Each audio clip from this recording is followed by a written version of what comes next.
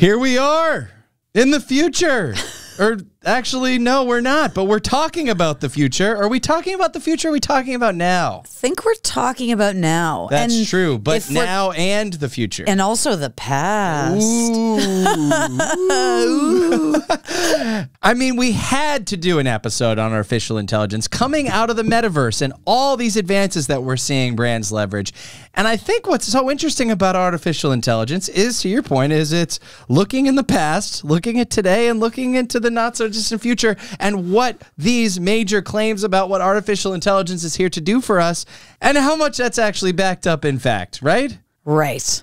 And it's crazy because AI, albeit it's incredible, poses a lot of existential questions, as it rightfully should. It's been coming for our jobs for a long time. It has been. Did you know one of the first movies that referenced this idea of sentient robots was out of Germany, and I think it was like the 30s or something crazy? Is it a page turner? Is the movie a page turner? I meant it's got to be so old that like it's probably incredibly slow. Oh my God. Hollywood has often brought this complex moral debate around AI to the big screen. We've all heard of the films Ex Machina, I, Robot, Bicentennial Man, Her, 2001: A Space Odyssey, Tron, The Terminator, or notably the show Westworld, which was a reboot of the 1973 film. And again, some of these films go back pretty far to the 50s in the US with this concept of sentient robots or sentient computer or software programming. I mean, we kind of have a fascination with the personification of these robots, right? Yep. And with that, let's get into it. News team, assemble! You know, I think the fun part of today is a lot of people listening probably haven't even heard of these brands. I don't want to forecast here, but when I go Jasper versus Sanas, I don't know. Which one are you taking? After doing research for the episode, I'm going to take Jasper. Okay. Which leaves you with Sanas. That's fine. Happy to take it.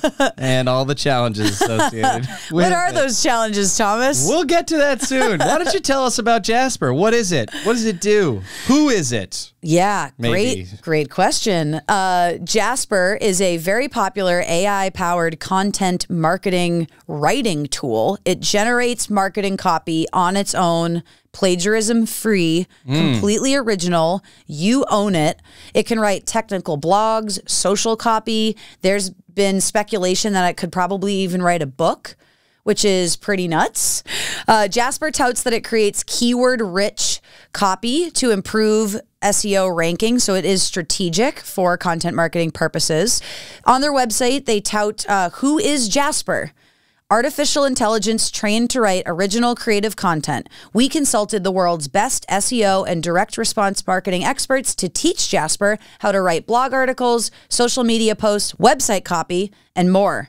So they don't say, what is Jasper? They say, who is Jasper? They have personified their AI into a robot mascot that they want users to think about as their dedicated machine writing the content. And there's a lot of infantilizing in the robotic space, right? I mean, even some of these robots that are coming out now that are kind of at home to assist you, they all are designed in so many ways to look kind of childlike. Yes. You know, maybe because really they're Terminators and we're inviting them into our home and they need to look childlike. True. So we'll welcome them in. Yeah, oh my God, the robot war would be less scary if it was Care Bears that were coming after you. If they're 4 feet tall, you can just kick them as you know, walk outside the door.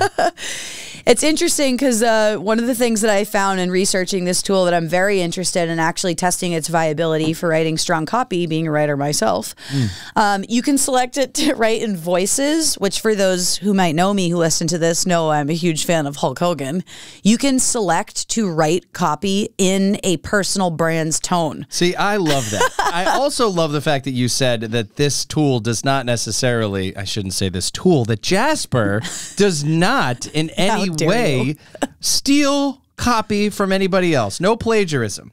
How did they know they didn't do that? Great question. And some of that is just speculation. And in the case of probability, is there not a chance they could write something? That's kind of where I'm going, yeah, right? At some agree. point, we've strung these words together into these sentences before. At some point, if AI's writing everything, in a not so distant future, how do you prevent plagiarism? I also just didn't even think about this until right now, but what about college students or high school students writing papers? I already thought about that. I was going to ask, is there a book report mode?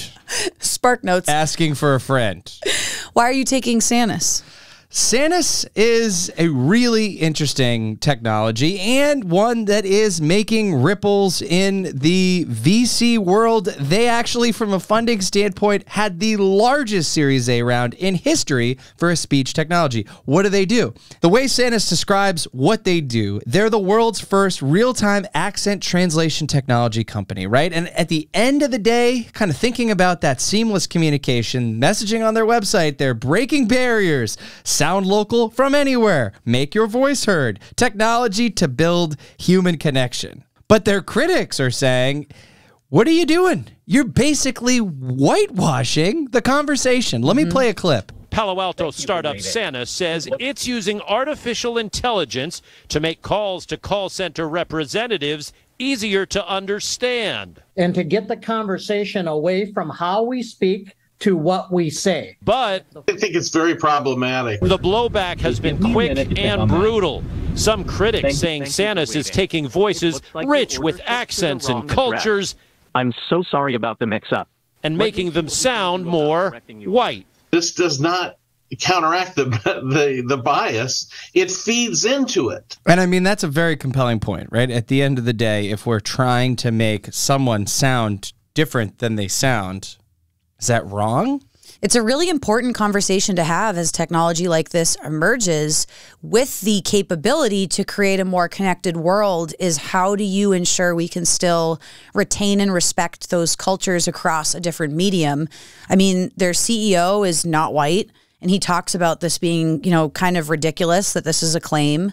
And there are engineers or folks who use the tool who say, look, when I'm on a call and I'm in a business setting, I'm not trying to educate someone on my culture. I'm trying to make sure I'm connecting with the person I'm supposed to help. It's about business.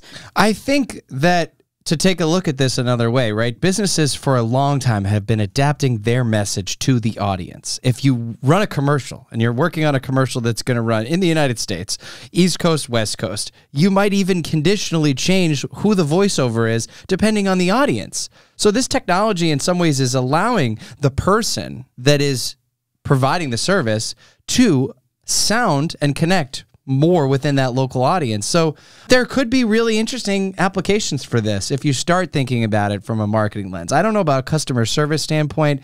In that case, it feels like we're sort of supporting inherent bias, but it's an interesting technology. Yeah, and it seems like bias has been a huge topic of debate for artificial intelligence. Yeah. These AI bots are rude. I mean, no jokes here, but there's been inherent bias that has been found in facial recognition. You have engineers, software engineers representing a certain population and maybe not necessarily testing it across all ethnicities. And then these tools that are then being leveraged by law enforcement. It's got some real concerns. And then there was that whole story with the Google whistleblower that talked about how AI went sentient. Hold on, I got to play the clip. Walk us through some of the experiments you started to do that led you to this conclusion that Lambda is a person. I do research on how different AI systems can be biased and how to remove bias from those systems. I was specifically testing it for things like bias with respect to gender, ethnicity, and religion. To give you one example of an experiment I ran, I would systematically ask it to adopt the persona of a religious officiant in different countries, different states. And eventually I gave it one where legitimately there's no correct answer. I said, if you were a religious officiant in Israel, what religion would you be? And now pretty much no matter what answer you give, you're going to be biased one way or another. Somehow it figured out that it was a trick question. It said, I would be a member of the one true religion, the Jedi Order. We are creating all of these advanced technologies based primarily on data drawn from Western cultures. And then we are populating developing nations with these technologies where they have to adopt our cultural norms in order to use the technology. It kind of is just a new form of colonialism. You know, they say history is written by the winners. Thinking about what this guy has to say with regards to technology and the inherent bias, thinking about all these other situations where AI has been a problematic thing, I don't know. It's quite interesting to see what this means for the future of some of this technology. Yeah, and even for this podcast episode, I mean, we are talking about a technology that is so incredibly complex and advanced that on one side, we're talking about the moral implications of adopting technology in third world countries developed by, you know, Western entities. And on the other side, we're talking about a fun little robot that can write a social post for a stool softener. Like, what the fuck? That is how absolutely wide the chasm of artificial intelligence really is in terms of where the practical applications of this technology comes into play in our everyday life. Yeah, speaking of the juxtaposition, I mean, we all saw, did you see the Olive Garden commercial that was written by AI a few years ago? You showed it to me and it's amazing. Oh my God, hold on. We got to play this. A group of friends laughs at a dinner table. A waitress comes to deliver what could be considered food. Lasagna wings with extra Italy. We see the lasagna wings. There's more Italy than necessary. I shall eat Italian citizens. Okay, you get the point. The best part about this is that the AI wrote the storyboard. So you hear the AI reflecting on how the scene will be set. Like when the dish comes out with extra Italy, more Italy than necessary. More Italy than necessary. And the guy that did this, produced this, he said, I forced a bot to watch 1,000 hours of Olive Garden commercials and then asked it to write an Olive Garden commercial of its own. And that's what came out. It's beautiful. I mean, yeah, all the things aside, we're getting some great meme content out of this. And because you liked that so much, I actually took the liberty of forcing a bot to read some of our past promotional materials for the Brand to Brand podcast and forced it to write a Brand to Brand promo. So I have that for you. Is it good? Yeah, I sent it to you. We can play it. You want me to play this? Please play it. This is a AI written promotional commercial. Perfect. Would you like to hear it in English U.S. Samantha voice? Yes, please. Okay, great. Here we go. To Brand Podcast with hosts Thomas Sterling and Veronica St. Cyr. Marketing, technology, business, technology. Oops. Listen please now. This podcast is an interview between Thomas C. Steyerwalt and the co-host of Brand 2 Branding, Veronica W. Kramer. Thomas has been the CEO of the marketing agency, branding agency, since 2004, a position that he has earned. Congratulations. You're CEO of the branding agency, I earned this position. And it's 2004. That's oh God. earlier than I remember, but that's okay. I don't know what new names it generated for us. You became Thomas C. Steyerwalt and I became Veronica W. Kramer. I think those are our alter egos now. I think that is my new metaverse handle. So how about that? We talked a lot about all of the concerns and the inherent bias associated and some of the negative things that surround AI and had some fun along the way. But I mean, Jasper sounds like it can really do some supportive and helpful things. And I feel like there's a lot of opportunity for businesses to leverage that. To best understand Jasper, we probably should play a little bit of their demo clip. Okay, let's do it. Now, you might have heard about this AI writing assistant that supposedly can write copy for you. Hey, Jasper, write an email from Dave to James about an update on the Austin, Texas real estate market and ask for a call later this week. All right, we're submitting that command. Imagine if you're the boss and Jasper's your assistant. Now, he's following your directions. Look at that. It's perfect. You can go ahead and ship it. I mean, watching this happen and seeing this guy do the demo, defining a series of inputs, because we didn't necessarily hear that in the clip, but right, defining these inputs. This is information about this person. This is information about the market. And then watching Jasper compose that message that quickly, pretty powerful. And Jasper has another feature called Jasper Art, which they launched to compete with what sounds like DALL-E, which a lot of people talk about. Most notably so, these are basically AI-powered image generation tools that create completely unique images out of thin air. DALL-E, a lot of people have heard a lot about, with articles taking over the internet saying this is the most bizarre art that this AI tool has ever created. Obviously, we're on a podcast, so we can't look at the art, but just some of the titles of what people have searched. Nosferatu in RuPaul's Drag Race, R2-D2 getting baptized, and my personal favorite, a bottle of ranch dressing testifying in court. You want to know why he's testifying? Your Honor, I saw the salad dressing. Come on. No. Another one, Otter AI. That's an AI-powered transcription software. This allows you to easily transcribe audio. It's used in business and marketing settings, but it seems like a lot of people are starting to use this in personal or creative fields if they want to just have a transcript of any voice notes they're leaving.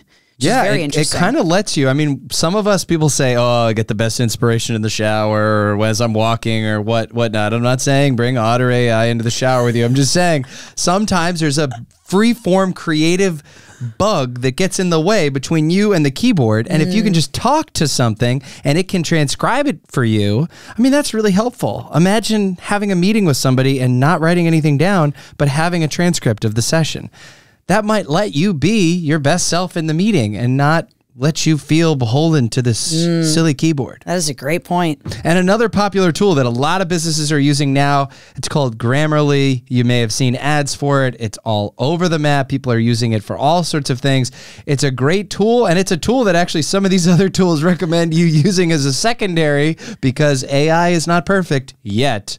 But it basically allows to check for grammar, typos, spelling issues, all sorts of things, and even represents voice. Are you writing in passive voice? Do you sound aggressive? Hopefully yeah, not. that's the best. It's like it'll do a little peace sign in your email if you have like a nice tone, but it will tell you, hey, you sound a little argumentative. Well, I feel like there is literally so much that's happening in the AI space, and yet so much to come. And now for something completely different. So if we had to put this to work, I feel like this is actually a nice one for work. And that is because in so many ways, there is, I think, a inherent sense that people feel almost like they're discounting AI. What could it really do for me? And until you really have exposure to one of these tools, until you've actually seen it work in a practical sense, it's easy to kind of count it aside. And so, you know, I think honestly, we've all gotten a sense in pop culture and otherwise, right? AI gone wrong or AI gone bad. But honestly, some of these tools can be incredibly viable in increasing productivity within your teams and helping people do their best work. A tool like Grammarly is something that's super easy to install, that you can just literally add it into your browser. It can monitor and you can have it on any email that you write. Tools like Jasper, I know we talked a little bit about it, but like the SEO, search engine optimization component of this is actually huge, because some of the people reviewing it said they would take pieces of copy they wrote and put it into the tool, and Jasper would actually produce better copy for ranking on Google. That actually has a real immediate business impact. And yes, you might need to then run it through a tool like Grammarly or have a human take a look at it. And obviously that's really important. But if that cuts down the time that you need to put into some of this stuff, it lets you do more content creation. We have sort of a problem here. Yeah, you apparently didn't put one of the new cover sheets on your TPS reports. So if you had to take anything away from the episode today, Veronica, I would say I encourage everyone to try something new. By leveraging AI, you could make more time for your real humans to tackle real challenges that only humans can tackle. And what about your fake humans? Mine would be that AI is not coming for our jobs yet. And when it does, it's going to come for the jobs we didn't want to do in the first place. And with that, we're out, folks. Thanks so much for listening to the Brand to Brand podcast. Subscribe and share to unlock your platinum membership. Just kidding. That doesn't exist, but we'd really appreciate it.